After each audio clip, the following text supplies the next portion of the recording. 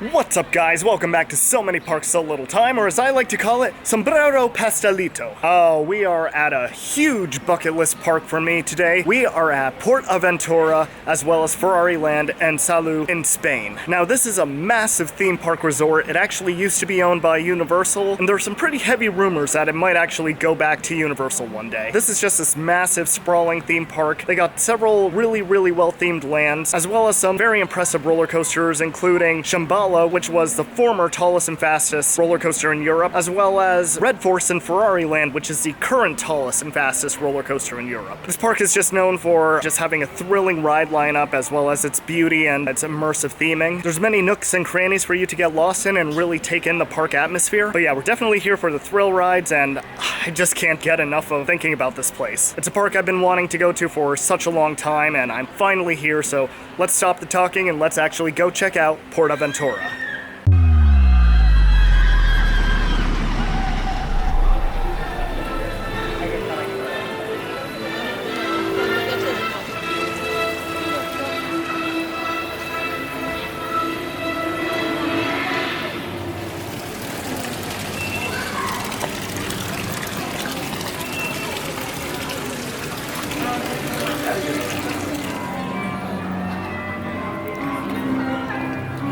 This is giving me some mad Busch Gardens Williamsburg vibes. I love it.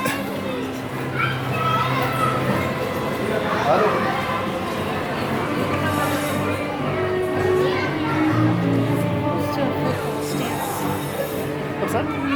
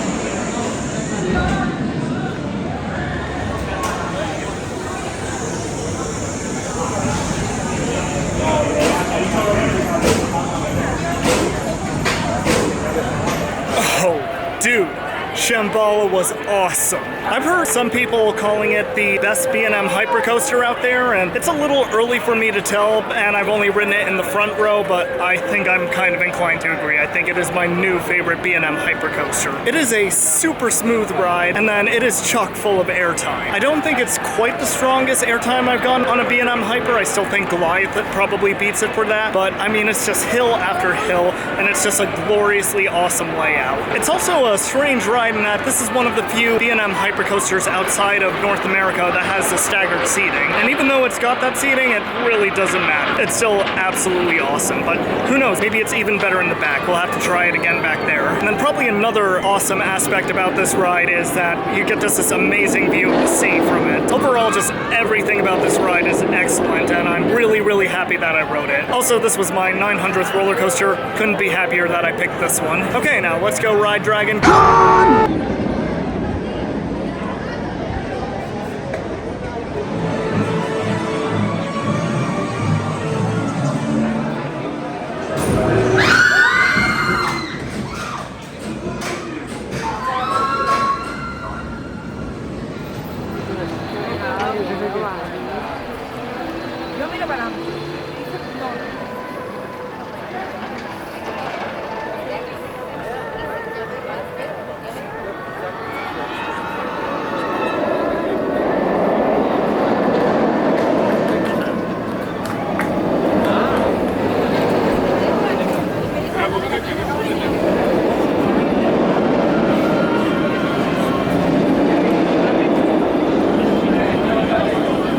Yeah, it might just be something I would try one day.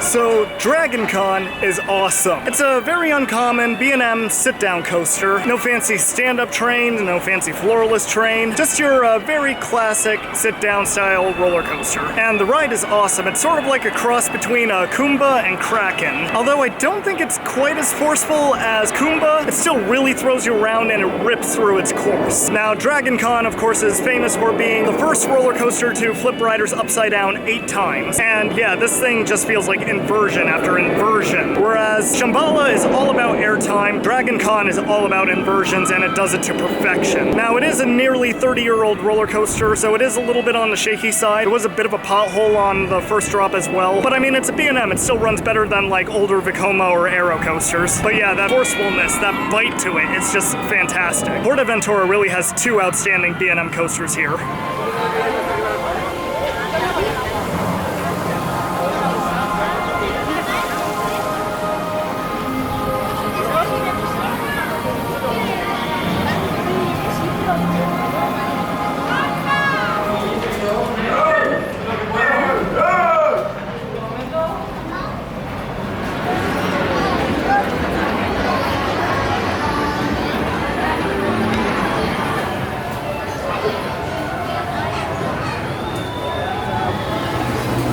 practically the same height as us. Those are the kiddie coasters you're referring to? Yes. Yeah, this one's not a shameful kiddie coaster. This one I can ride and still keep my dignity.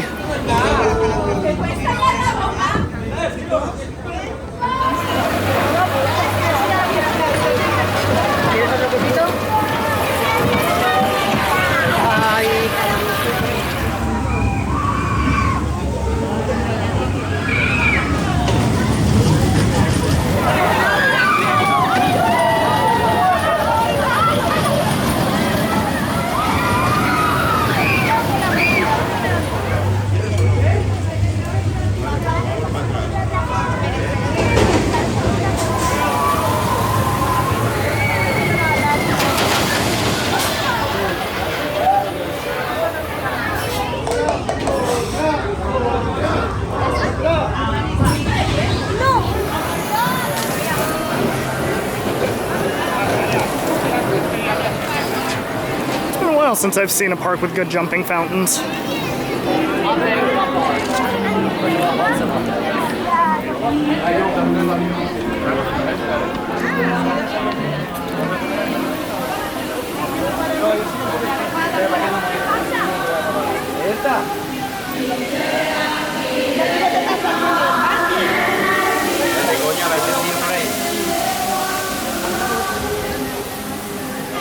And this is like a dense jungle.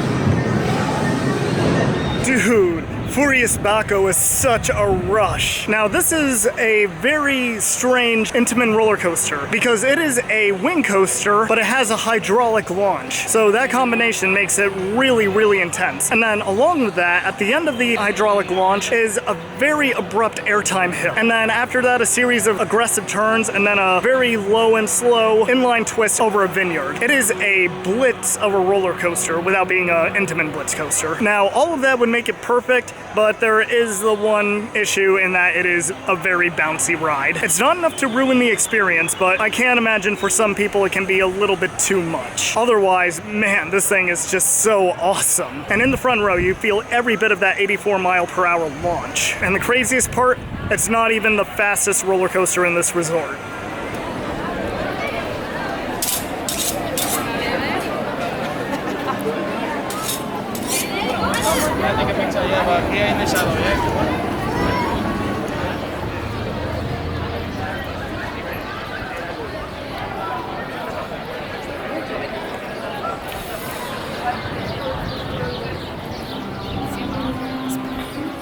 What's that?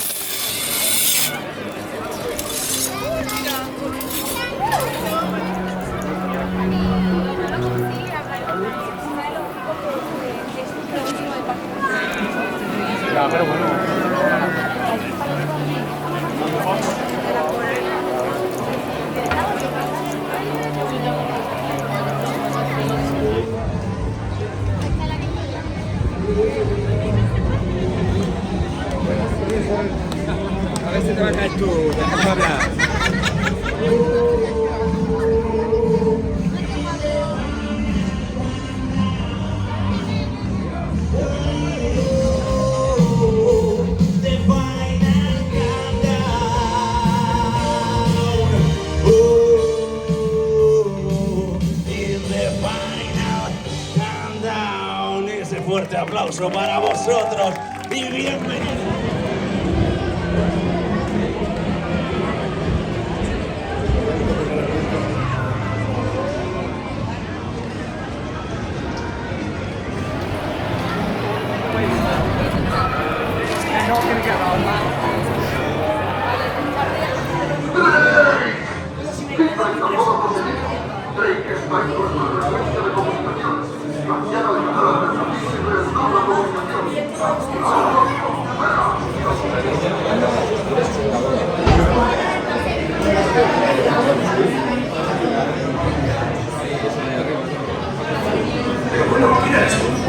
Parece que Pincho nos dejó transporte. Si puedo hacer que este gasto viejo arranque, podemos dejar atrás aquí. Seguro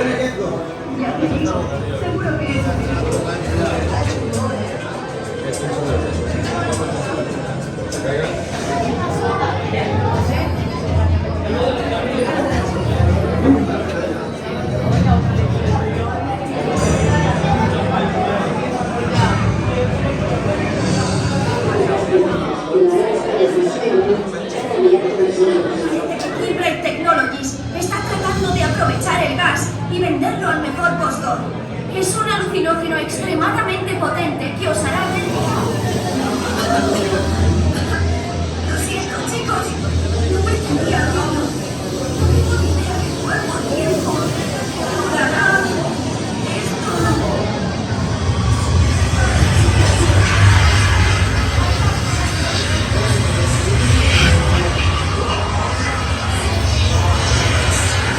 No os preocupéis, ese gas desaparecerá en cualquier momento. Necesito vuestra ayuda para rescatar a Kate. Si os perdéis aquí, encontraréis el tesoro.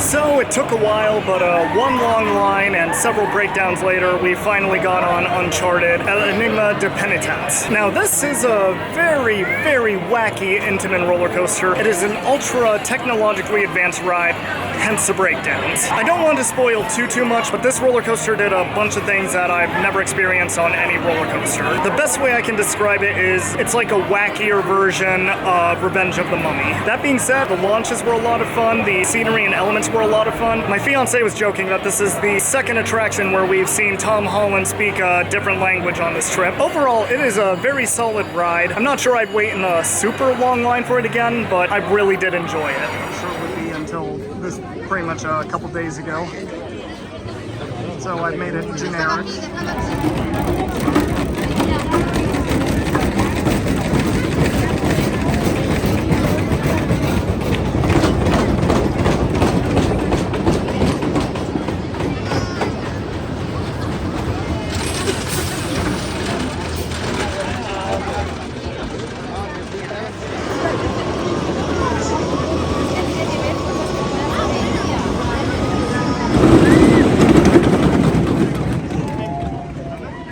So Tomahawk was a cute little coaster. CCI Junior coaster that was built alongside Stampida. Just like most other wood roller coasters in Europe, this one used to have PTC trains, but now no longer has them. Instead, they have these Millennium Flyer trains, and they're definitely more family friendly because we were quite squished into them. But yeah, it was super smooth and still had the signature CCI laterals. So yeah, fun little coaster, but now we're going to try the bigger CCI coaster and hope it doesn't beat the snot out of us.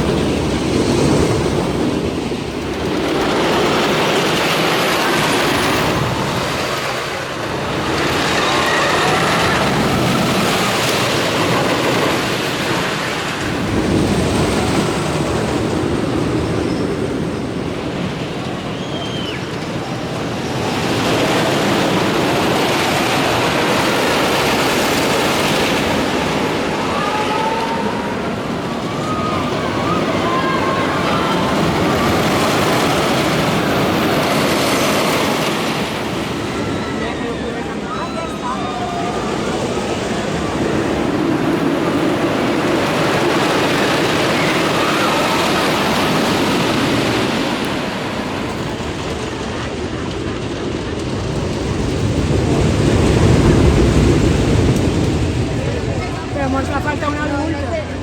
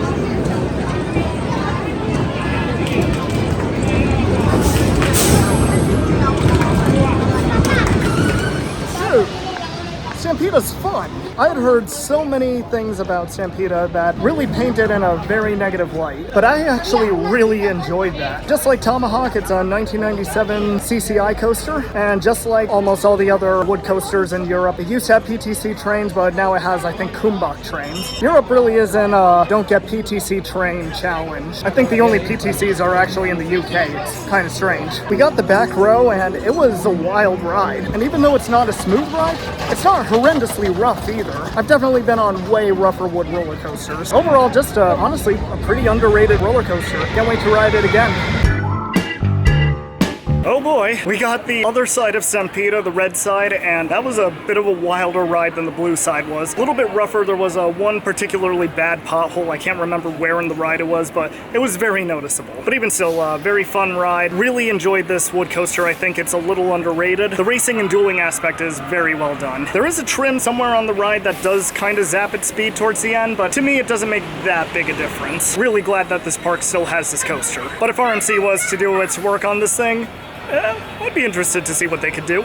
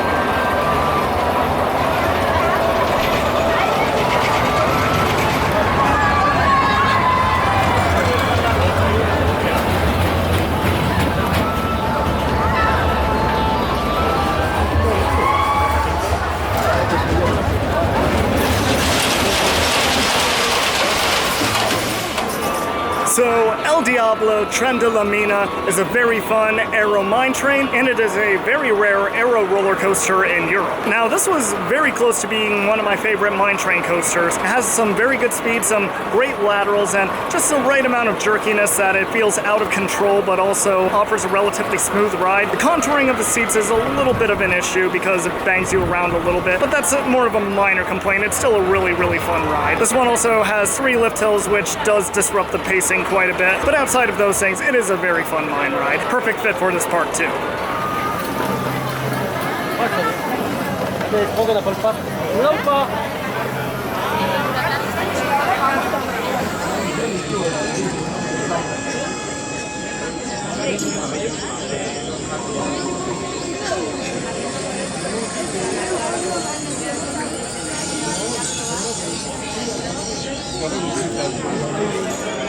Durante el viaje, los pasajeros han de permanecer sentados con la cabeza y la espalda apoyadas en el espacio. Welcome to Hurakan Condor. We remind you.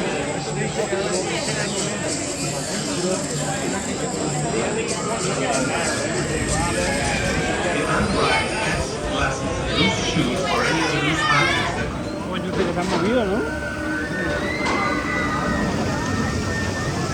upright position. Bienvenue à Hurakan Condor. Nous vous rappelons qu'il est interdit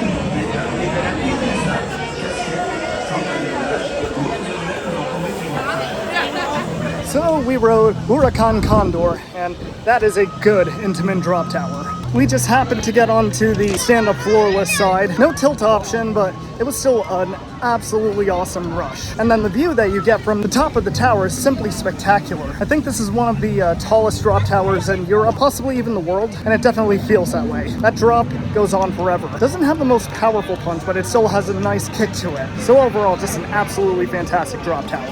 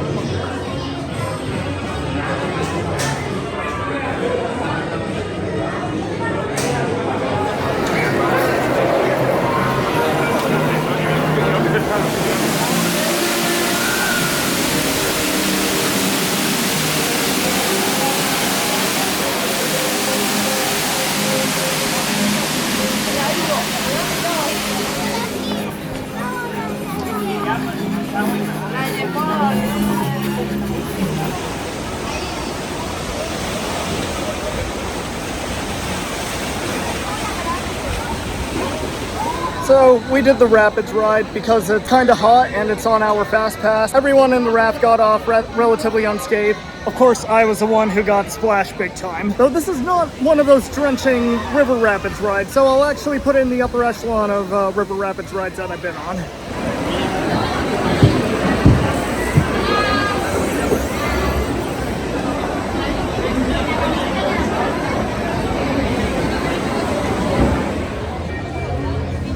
Way too wet.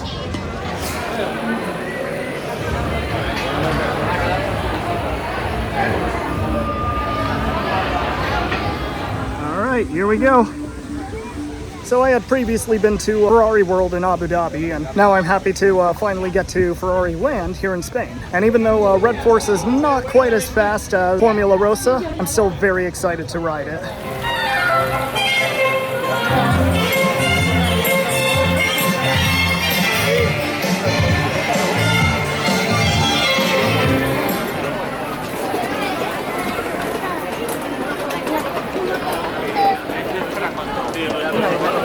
Ya, Ya, pero parece igual. It's like being back in Italy, minus the 300 plus foot coaster behind that building.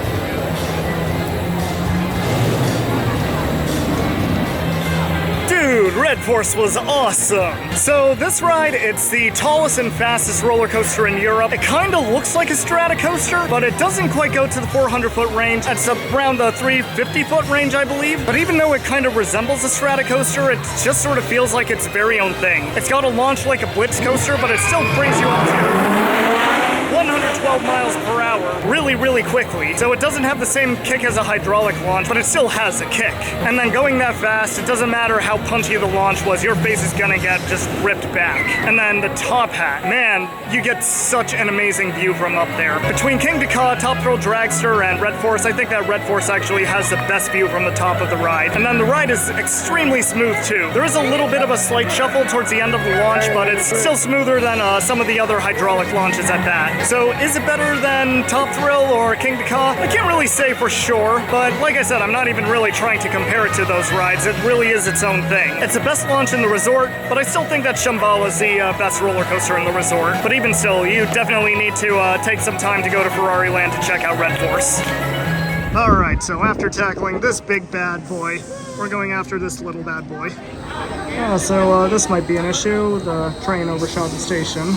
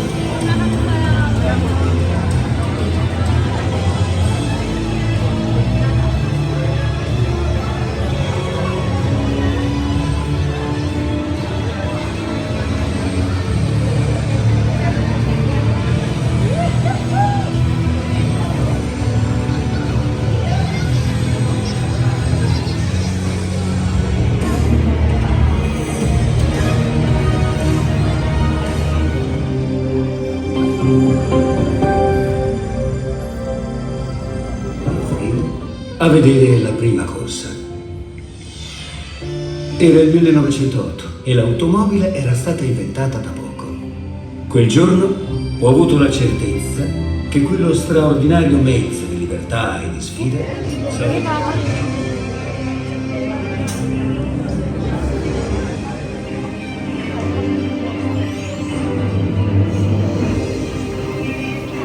We rode Flying Dreams and Racing Legends. Now, Flying Dreams, it's a flying theater ride. It was pretty good. It was passable. A couple strange things. The first one was one of the issues I had with the one at Ferrari World, and that's all the footage was shot on a drone, so you don't get those super fast flying shots you get when they're shot on a helicopter. And number two, some of those scenes you can tell were just entirely CGI, which was kind of weird. But overall, it was passable, and it was much better than the one at Ferrari World. The one at Ferrari World, we were seated in a spot where we got a great view of the operator's booth and not the actual film, so win right there. Now, Racing Legends was a bit of a disappointment. The 3D glasses, or the 3D itself, it was not particularly good. And then the film itself felt kind of cheap. The motion was not very convincing, and overall it felt like they put all of their money into Flying Dreams and then just took whatever they had left over and made Racing Legends out of it. We did fly through the pre-show sequence for that one a lot faster than Flying Dreams. Overall, Flying Dreams was probably the better ride.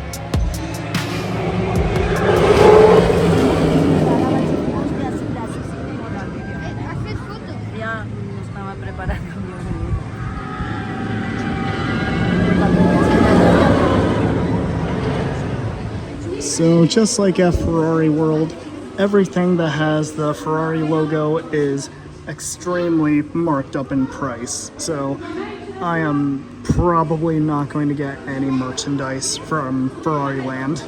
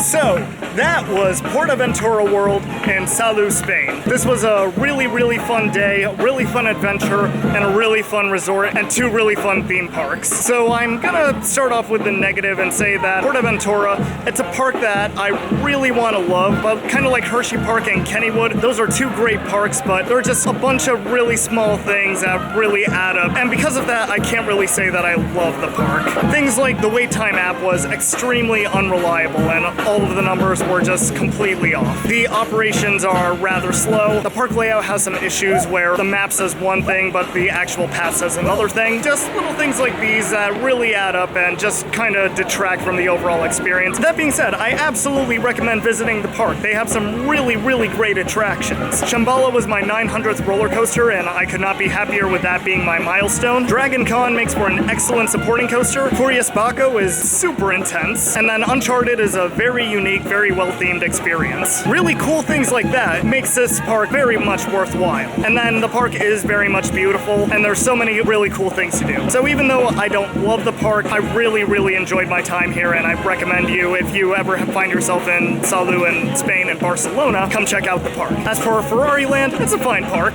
I kinda appreciate what they do opening the park late after PortAventura has closed, because you definitely do not need a full day here. Red Force is fantastic. It's an awesome roller coaster, definitely worth the price of admission here. And then the other rides, they're fine supporting lineup as well. Together, PortAventura and Ferrari Land make up PortAventura World, and it is a very, very fun experience when put together. I really, really cannot wait to come back to these parks. So anyway, that is going to do it for PortAventura World. Thank you guys so much for watching. I'll see you in the next one. We'll see which park we're at. Take care.